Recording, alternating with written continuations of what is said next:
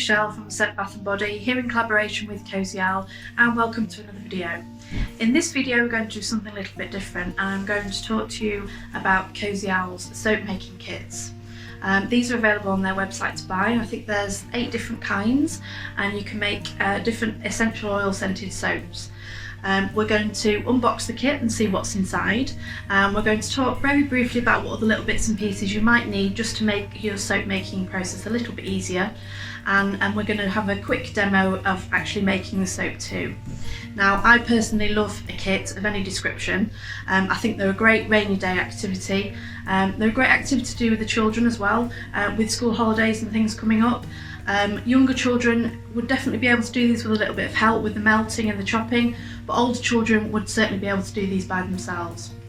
They also make a great gift idea if you're stuck for what to buy somebody. So let's go and have a look at the kit and make some soap. Okay, so here is our soap making kit from Cosy Owl, and it comes in this box, and there's a basic label on the front just detailing what the contents are. So let's open this up and have a look and see what's inside. So the first thing that we have is our instructions, which are entitled A Beginner's Guide to Soap Making, and they basically just show the step-by-step instructions of what you need to do to make your soap bars. The next item we have in the kit is the soap mould, and we get these 4 individual cavity soap moulds in an oval shape. Then I have my soap colour, which is a flash blue mica colorant. I think every kit is got a slightly different mica colour in it. And then I have my fragrance, and I've chosen Ylang Ylang Essential Oil soap making kit, so I've got Ylang Ylang Essential Oil in mine. And then finally we have our soap base, which comes in these 1 kilogram tubs, and it's the white standard soap base that we have. And then I just noticed this cute message on the front of the box: where could opening this box lead? A new business, a new passion, or a new hobby?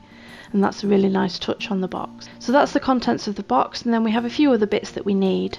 So I have a chopping board that I use to chop my soap base onto. I have a sharp knife to cut my soap base. I have a spatula for stirring, although a normal kitchen metal spoon would work just as well. I have my infrared thermometer for measuring the temperature of the soap. This is not strictly necessary, so don't worry if you don't have one. I have my metal melting jug for melting the soap base down. I put this into my double boiler, which is my induction hob, and my pan of hot water, and that helps the soap base melt down gently and evenly. And then I have my spray bottle of rubbing alcohol. This is something that you can use to get rid of the bubbles out of your soap, but again, it's not strictly necessary. If you don't have any, don't worry. So that's all the equipment that we need to make our soap. So the first thing that we need to do is to remove the soap base from the tub, and it just needs a few presses down with your thumbs just to break the seal, and then the soap base should just drop out. So then we chop our soap base into cubes. About 1 inch square size cubes is perfect.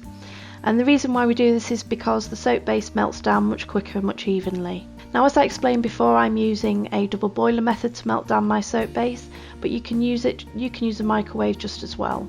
If you are going to use a microwave, obviously you don't want a metal jug. You would need like a glass jug, a Pyrex jug, or another microwavable type jug. If you are going to use the microwave, a top tip is to heat it in 20 to 30 second bursts so you don't overheat your soap base. So I've just now chopped all that down, and it's now going into my jug, and then I'm going to put my jug into my double boiler on a low to medium heat and wait for that to melt down, which should take about 15 minutes. So you can see now that my soap base is now melted down, and I'm just going to give it a stir and check the temperature.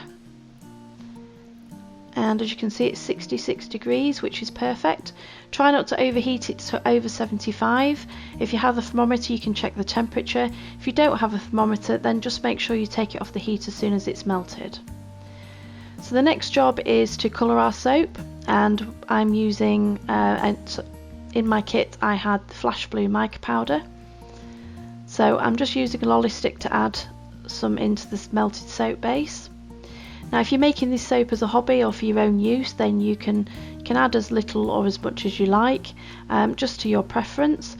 So maybe start off adding a little amount, and then if it's not dark enough for you, or the colour's not strong enough, you can always add a little bit more. Remember that if you're making any kind of soap to sell to the public, you would need a cosmetic safety report, and you would need to stick to that recipe in that report. So once we've added our mica, we then need to stir it, and we need to make sure that all the mica's dispersed through the soap base. This will take a couple of minutes of continuous stirring because you tend to get little clumps, so you do need to be a bit patient with this stage. If you do have a bottle of rubbing alcohol, you can empty some mica into a little pot and spray it with rubbing alcohol to make a paste and add that into your soap base, and that's normally a little bit quicker. But if you don't have rubbing alcohol, you can add it straight into the soap base like I've just done. So as you can see, this is a nice baby blue colour, and I think it's just about all combined. So the next thing that we would need to do would be to add our fragrance. So as a reminder, I've got ylang ylang essential oil in my kit, so I'm going to add between 20 and 30 drops, which should give me a nice fragrance in the finished soap. So once you've added the fragrance, then you'll need to give this a really good stir as well, just to make sure that the fragrance is thoroughly combined and there aren't any pockets of fragrance still in the soap. So once that's thoroughly combined, the next thing to do is to pour the soap into our soap mould.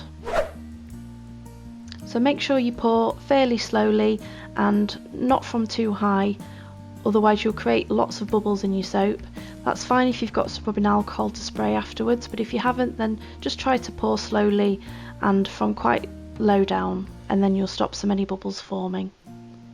If you do have rubbing alcohol, now's the time to spray it across the surface of the soap, and then you'll be able to pop all those bubbles. So we'll now leave these to set, and these will take about 35 to 45 minutes. So you can see that our soaps are now set. I've left these for about 45 minutes, so they're ready to come out the mould. So we just pull the mould away from the soap, and the soap should easily just pop out. And there we have our 4 soaps that we've made with the kit. So these are our flash blue coloured ylang ylang scented soap bars.